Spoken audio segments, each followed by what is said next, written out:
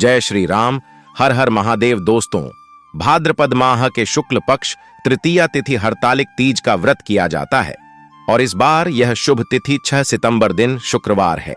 इस दिन विधि विधान के साथ भगवान शिव और माता पार्वती की पूजा अर्चना करते हैं और हरतालिका तीज व्रत की कथा सुनते व पढ़ते हैं।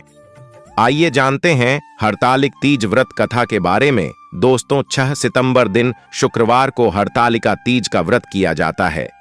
यह पर्व हर वर्ष भाद्रपद माह के शुक्ल पक्ष तृतीया तिथि को मनाते हैं।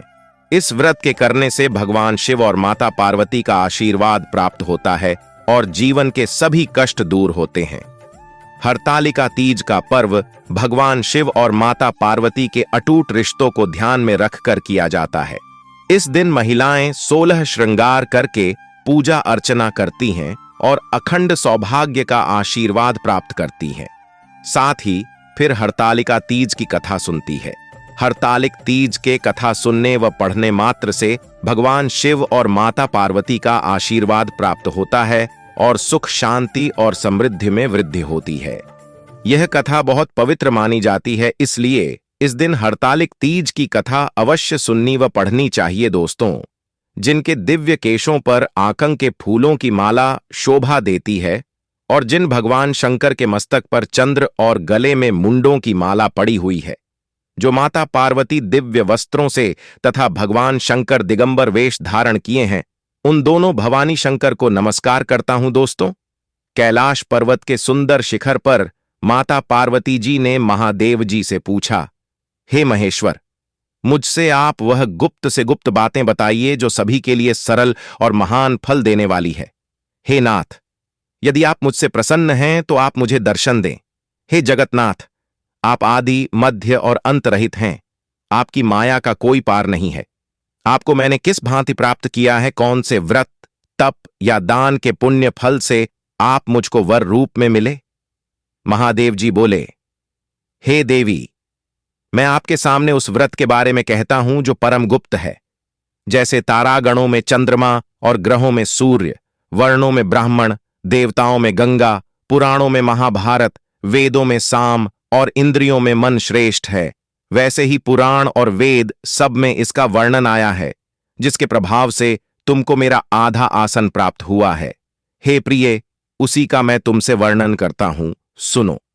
भाद्रपद मास के शुक्ल पक्ष की हस्त नक्षत्र के दिन इस व्रत का अनुष्ठान मात्र करने से सभी पापा का नाश हो जाता है।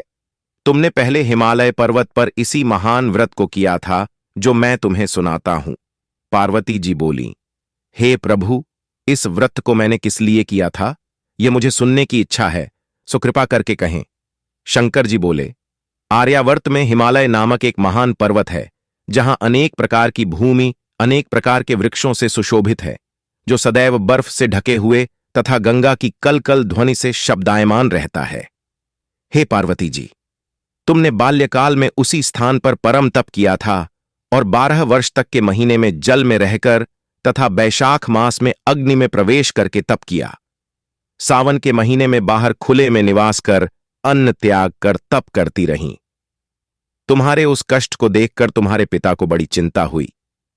चिंता में वह सोचने लगे कि मैं इस कन्या का विवाह किससे करूं। एक दिन नारद जी वहां आए और देवर्षि नारद ने तुम शैलपुत्री को देखा। तुम्हारे पिता हिमालय ने देवर्षि को अर्घ्यपाद्य आसन देकर सम्मान सहित बिठाया और कहा, हे मुनीश्वर, आपने यहां तक आने का कष्ट कैसे किया? कहें क्या आज्ञा है? नारद जी बोले, हे गिरिराज, मुझे विष्णु भगवान ने आपके पास भेजा है। तुम मेरी बात सुनो। आप अपनी कन्या को उत्तम वर को दान करें। ब्रह्मा, इंद्र, शिव आदि देवताओं में विष्णु भगवान के समान कोई भी उत्तम नहीं है, इसलिए मेरे मत से आप अपनी कन्या का दान भगवान विष्णु को कर दें। हिमालय बोले, यदि भगवान वासुदेव स्वयं ही कन्या को ग्रहण करना चाहते हैं और इस कार्य के लिए ही आपका आगमन हुआ है, तो यह मेरे लिए गौरव की बात है। मैं अवश्य उन्हें ही दूंगा। हिमालय का यह आश्वासन सुनते ही देवर्षि नारद जी आकाश में अंतर्धान हो गए और भगवान विष्णु के पास पहुंचे। नारद जी ने हाथ जोड़कर भगवान विष्णु से कहा, प्रभु, आपका विवाह कार्य निश्चित हो गया है। इधर हिमालय ने पार्वती जी से प्रसन्नतापूर्वक कहा, हे पुत्री, मैंने तुमको गरुड़ध्वज भगवान विष्णु को अर्पण कर दिया है। पिता के इन वाक्यों को सुनते ही पार्वती जी अपनी सहेली के घर गईं और पृथ्वी पर गिरकर अत्यंत दुखित होकर विलाप करने लगीं। उनको विलाप करते हुए देखकर सखी बोली, हे देवी, तुम किस कारण से दुखी हो? मुझे बताओ, मैं अवश्य ही तुम्हारी इच्छा पूरी करूंगी। पार्वती बोली, हे सखी सुन, मेरी जो मन की अभिलाषा है सुनाती हूं। मैं महादेव जी को वरण करना चाहती हूं। मेरे इस कार्य को पिताजी ने बिगाड़ना चाहा है, इसलिए मैं निसंदेह इस शरीर का त्याग करूंगी।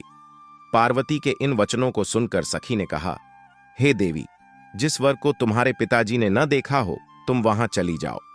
तब देवी पार्वती अपनी सखी का यह वचन सुन ऐसे ही वन को चली गई। पिता हिमालय ने तुमको घर पर न पाकर सोचा कि मेरी पुत्री को कोई देव दानव अथवा किन्नर हरण करके ले गया है। मैंने नारद जी को वचन दिया था कि मैं पुत्री का भगवान विष्णु के साथ वरण करूंगा। हाय, अब यह कैसे पूरा होगा? ऐसा सोचकर वे बहुत चिंतित और मूर्छित हो गए। तब सब लोग हाहाकार करते हुए दौड़े और मूर्छा दूर होने पर गिरिराज से बोले कि हमें आप अपनी मूर्छा का कारण बताओ। हिमालय बोले, मेरे दुख का कारण यह है कि मेरी रत्न रूपी कन्या को कोई हरण कर ले गया, या सर्प ने काट लिया, या किसी सिंह ने मार डाला। वह न जाने कहां चली गई, या उसे किसी राक्षस ने मार डाला है। इस प्रकार कहकर गिरिराज दुखित होकर ऐसे कांपने लगे जैसे तीव्र वायु के चलने पर कोई वृक्ष कांपता है। तत्पश्चात हे पार्वती, तुम्हें गिरिराज साथियों सहित घने जंगल में ढूंढने निकले। तुम भी सखी के साथ भयानक जंगल में घूमती हुई वन में एक नदी के तट पर एक गुफा में पहुंची। उस गुफा में तुम अपनी सखी के साथ प्रवेश कर गईं, जहां तुम अन्न जल का त्याग करके बालू का लिंग बनाकर मेरी आराधना करती रहीं। उस समय पर भाद्रपद मास की हस्त नक्षत्र युक्त तृतीया के दिन तुमने मेरा विधि विधान से पूजन किया तथा रात्रि को गीत गायन करते हुए जागरण किया। तुम्हारे उस महाव्रत के प्रभाव से मेरा आसन डोलने लगा। मैं उसी स्थान पर आ गया जहां तुम और तुम्हारी सखी दोनों थीं। मैंने आकर तुमसे कहा, हे देवी, मैं तुमसे प्रसन्न हूं, फिर तुम मुझसे वरदान मांग। तब तुमने कहा कि हे देव, यदि आप मुझसे प्रसन्न हैं तो आप महादेव जी ही मेरे पति हों। मैं तथास्तु ऐसा कहकर कैलाश पर्वत को चला गया और तुमने प्रभात होते ही मेरी उस बालू की प्रतिमा को नदी में विसर्जित कर दिया। हे शुभे, तुमने वहां अपनी सखी सहित व्रत का पारायण किया। इतने में तुम्हारे पिता हिमवान भी तुम्हें ढूंढते ढूंढते उसी घने वन में आ पहुंचे। उस समय उन्होंने नदी के तट पर 2 कन्याओं को देखा तो वे तुम्हारे पास आ गए और तुम्हें हृदय से लगाकर रोने लगे। बोले, बेटी, तुम इस सिंह व्याघ्रादि युक्त घने जंगल में क्यों चली आई? तुमने कहा, हे पिता, मैंने पहले ही अपना शरीर शंकर जी को समर्पित कर दिया था, लेकिन आपने नारद जी को कुछ और बोल दिया, इसलिए मैं महल से चली आई। ऐसा सुनकर हिमवान ने तुमसे कहा कि मैं तुम्हारी इच्छा के विरुद्ध यह कार्य नहीं करूंगा। तब वे तुम्हें लेकर घर को आए और तुम्हारा विवाह मेरे साथ कर दिया। हे प्रिय, उसी व्रत के प्रभाव से तुमको मेरा अर्धासन प्राप्त हुआ है। इस व्रतराज को मैंने अभी तक किसी के सम्मुख वर्णन नहीं किया है। हे देवी, अब मैं तुम्हें यह बताता हूं कि इस व्रत का नाम हरतालिका क्यों पड्डधा। तुमको सखी हरण करके ले गई थी, इसलिए हरतालिका नाम पड़ा। पार्वती जी बोली, हे स्वामी, आपने इस व्रतराज का नाम तो बता दिया, लेकिन मुझे इसकी विधि और फल भी बताइए कि इसके करने से किस फल की प्राप्ति होती है। तब भगवान शंकर जी बोले, सौभाग्य की इच्छा रखने वाली महिलाओं को यह व्रत पूरे विधि विधान के साथ करना चाहिए। व्रत में केले के खंभों से मंडप बनाकर उसे वंदनवारों से सुशोभित करें। उसमें विविध रंगों के उत्तम रेशमी वस्त्र की चांदनी ऊपर तान दें। चंदन आदि सुगंधित द्रव्यों का लेपन करके महिलाएं एकत्रित हों। शंख, भेरी, मृदंग आदि बजावें। विधिपूर्वक मंगलाचार करके श्री गौरी शंकर की बालू निर्मित प्रतिमा स्थापित करें। फिर भगवान शिव पार्वती जी का गंध, धूप, पुष्प आदि से विधिपूर्वक पूजन करें। अनेकों नैवेद्यों का भोग लगावें और रात्रि को जागरण करें। नारियल, सुपारी, जमवारी, नींबू, लौंग, अनार, नारंगी आदि रथु फलों तथा फूलों को एकत्रित करके धूप, दीप आदि से पूजन करके कहें, हे कल्याण स्वरूप शिव, हे मंगल रूप शिव, हे मंगल रूप महेश्वरी, हे शिवे, सब कामनाओं को देने वाली देवी, कल्याण रूप तुम्हें नमस्कार है। कल्याण स्वरूप माता पार्वती, हम तुम्हें नमस्कार करते हैं। भगवान शंकर जी को सदैव नमस्कार करते हैं। हे ब्रह्म रूपिणी, जगत का पालन करने वाली मां, आपको नमस्कार है। हे सिंहवाहिनी, मैं सांसारिक भय से व्याकुल हूं, तुम मेरी रक्षा करो। हे महेश्वरी, मैंने इसी अभिलाषा से आपका पूजन किया है। हे पार्वती माता, आप मेरे ऊपर प्रसन्न होकर मुझे सुख और सौभाग्य प्रदान कीजिए। इस प्रकार के शब्दों द्वारा उमा सहित शंकर जी का पूजन करें। विधिपूर्वक कथा सुनकर गौ वस्त्र आभूषण आदि ब्राह्मणों को दान करें। इस प्रकार से व्रत करने वाले के सब पाप नष्ट हो जाते हैं। दोस्तों, वीडियो आपको अच्छी लगे तो लाइक और सब्सक्राइब अवश्य करना। धन्यवाद। जय श्री राम।